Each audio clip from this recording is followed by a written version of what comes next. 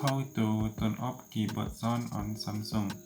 On Samsung, if you want to turn off, you open your setting like this.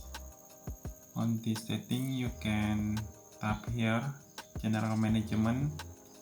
On General Management, you can open your Samsung keyboard setting.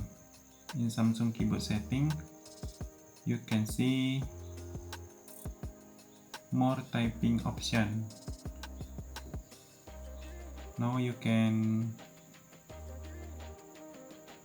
this menu, swipe, open this menu, swipe, touch and feedback, and then you can see touch feedback, and then if this button turn on, you can turn off like sound, vibration or character preview.